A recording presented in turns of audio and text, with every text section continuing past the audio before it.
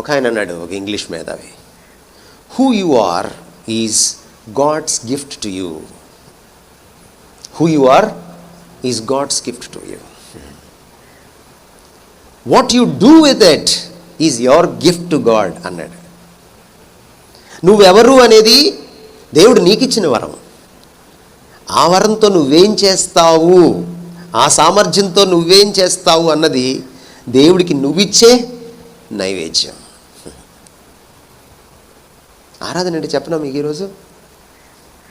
మ్యూజిక్కి మించి, చేతులెత్తి మీరు చేసే ఆరాధనకి మించిన ఆరాధన మీకు పరిచయం చేయనా? మీరు దేవుని సృష్టి అయితే దాంతో ద బెస్ట్గా మీరు చేయగలిగితే అదే మీరు ఆయనకిచ్చే ఆరాధన. దీనికి సృష్టికర్త ఎవరు? ఎవరు దీనికి సృష్టికర్త? ఏమ్మా?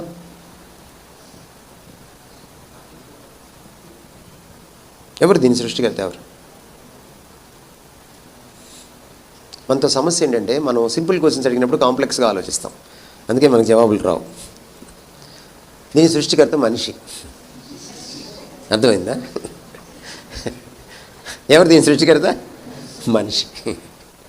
ఇది బాగా పనిచేసింది అనుకోండి, ఎవరికి ఘనత? మనిషి ఏం టెక్నాలజీ రా వాటిది, మనిషికి ఎంత బుర్ర ఇచ్చాడరా అనుకుంటాం, అంతేనా? మీ సృష్టికర్త ఎవరు? దేవుడు.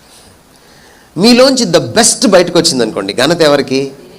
అదే ఆరాధన. మీ జీవితమే నైవేద్యం. ఎప్పుడు? When you do the best out of it. అలా మీరు చెయ్యాలి అంటే మీకు ముందు మీరెవరో తెలిసి ఉండాలి. మీకెవరో మీరు తెలియాలంటే మీ సృష్టికర్త ఎవరో మీకు తెలిసి ఉండాలి. ఇదే సీక్రెట్. మనం చాలాసార్లు ఏం చేస్తామంటే, లేస్తాం, అమ్మోళ్ళు చిన్నప్పుడు తన్ని తగిలేసి స్కూల్లో పెడతారు మనల్ని. మనం ఆ తర్వాత ఏడ్చుకుంటూ స్కూల్కి వెళ్తాం.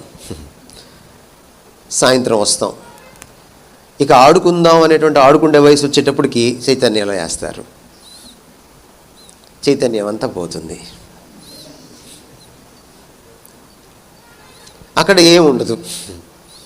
పైన ఒక లైటు, కింద ఒక పుస్తకం, ఎదురుగా ఒక మాస్టరు. చదువుకోవడానికి మనసు లేదు. ఇంకా చదివిందే చదవడం. అలెగ్జాండరు, అశోకుడు. ఏమీ రాదు. పరీక్షలు అయిపోయిన నెలకి మళ్ళీ పరీక్షలు పెడితే ఖచ్చితంగా 10/10 రాదు. మీరు రాసిన పరీక్షలు మీరే మర్చిపోతారు. దయ్యం పట్టేసి వదిలేసినోడు ఎట్లా ఉంటుంది, నాకేమైంది అంటాడు చూడండి. ఆ టైపులో మీరు పరీక్షలు రాస్తారు. ఆ టైంలో ఒక దయ్యం పడుతుంది మిమ్మల్ని. చివరికి మీరు ఎదగడానికి, మీలోని టాలెంట్ని నిబిడీకృతంగా మీలో అంతర్లీనంగా ఉన్నదాన్ని బయటకు తెచ్చుకోవడానికి, ఆ టాలెంట్ని ట్యాప్ అవుట్ చేసుకోవడానికి మీకు సమయమే దొరకదు.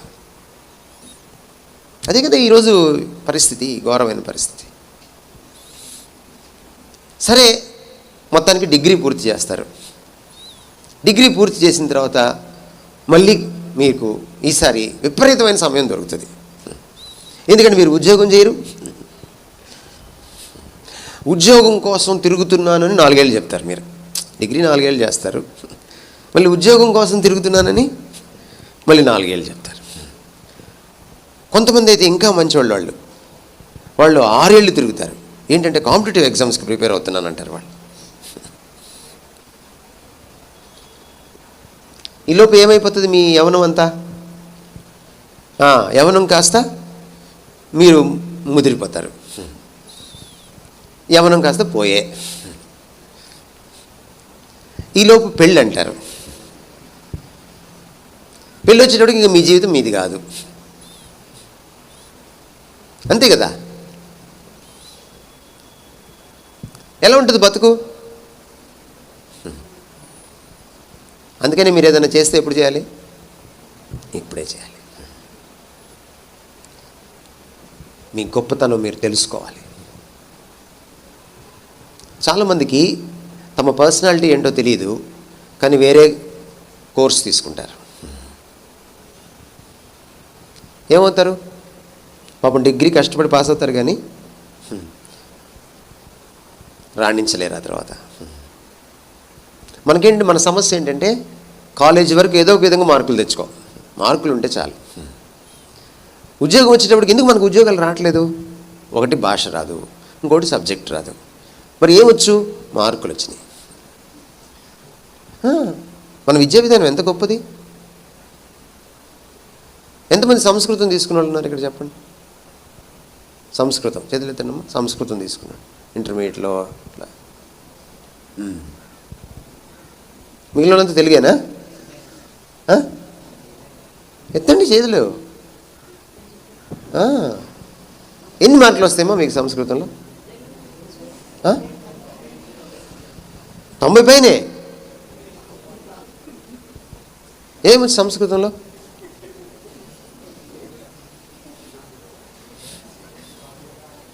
అది మన చదువు.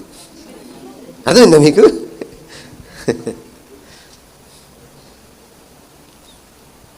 నువ్వు 2 ఏళ్ళు 3 ఏళ్ళు సంస్కృతం చదివి బయటకు వచ్చి నీకు సంస్కృతం రాలేదంటే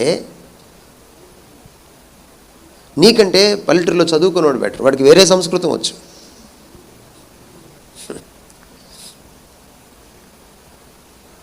అందువల్ల మీరు ఆలోచించవలసింది ఏంటంటే, ప్రభువా నన్ను ఎందుకు పుట్టించావు, నేనెవరిని నాకు తెలియజేయి. అది చాలా అవసరం. 139 దావీదు కీర్తన చివరి భాగంలో దావీదు అంటాడు, మొదటి భాగంలో ఏవో నువ్వు నన్ను బాగా తెలుసుకొని ఉన్నావు అంటాడు. చివరి భాగంకి వచ్చి నేనెవరో నాకు అర్థం కావట్లేదు, నువ్వే పరిశోధించి తెలుసుకో, నాలో ఏమైనా బలహీనతలుంటే నువ్వు నాకు చెప్పు.